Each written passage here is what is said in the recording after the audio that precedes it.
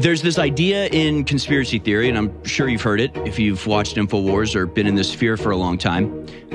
It's sort of a form of predictive programming, but the idea is that these groups, these satanic occult groups, have to tell you what they're going to do before they do it in some form of ritualistic cleansing of their guilt. That by telling you what they're going to do, they therefore can do it with impunity. This is an aspect of the ritualistic process, where you have to let people know by signs or symbols or predictive programming stuff in TV. I think what it has to do with is, as we know, abuse or control of an individual or a small group like a cult or a nation. You can use the same techniques to a person as you can to a nation.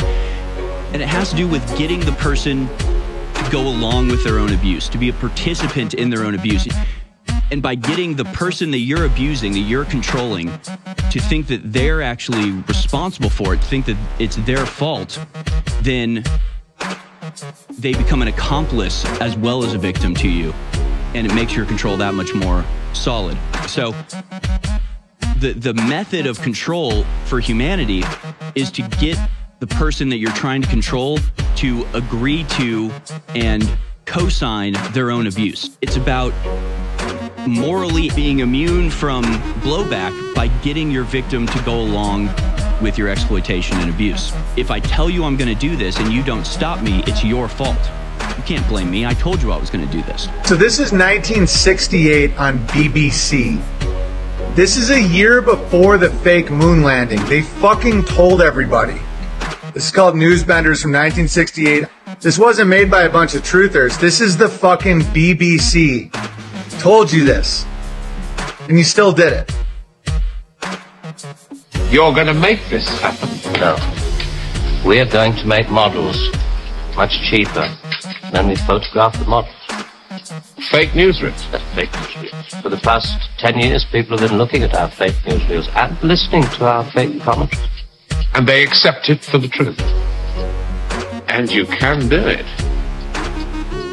Stop 100 people in the street. How many of them have actually seen a missile or a satellite?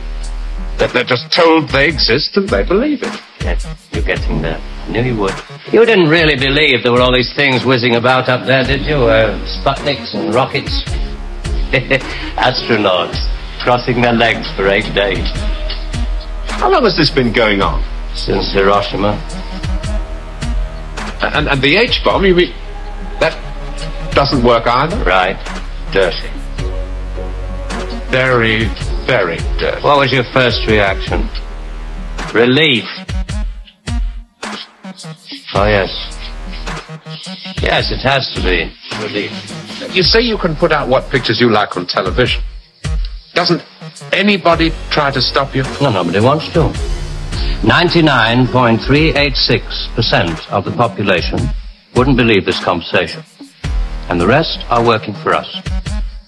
They're the top minds, the really responsible people. Scare an ostrich, buries its head in the sand. You scare a hedgehog, it rolls itself up into a ball. When a woman's frightened, she goes out and buys herself a hat.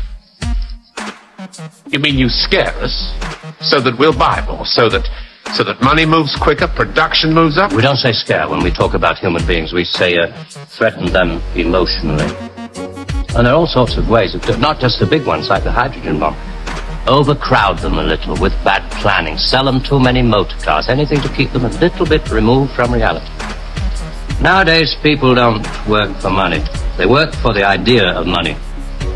They don't even love for love. They love for the idea of love. They only hate for the idea of hate. It took us 5 years to find a non-addictive drug. One we could pay off against the hard drugs. LSD. You marketed that? Oh, yes, of course. And for a very good reason. Some of these protest movements are getting a little bit too close to the mark. LSD gave them nice little hallucinations. Made them talk like 3-year-olds. Throw flowers at policemen. Politicians are easy to control. The grosser mentality boys who like to be photographed getting in and out of Daimlers in Whitehall. They come right at the bottom of our organization. A few rungs up the ladder, there are the people in the top secret factories. Just those in a position to know they're making weapons that don't really work. There must come a time when somebody wants to use one of those weapons.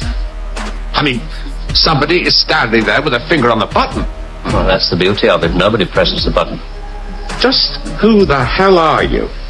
It's obvious, isn't it? Just very few of the top people in communications in every major country in the world.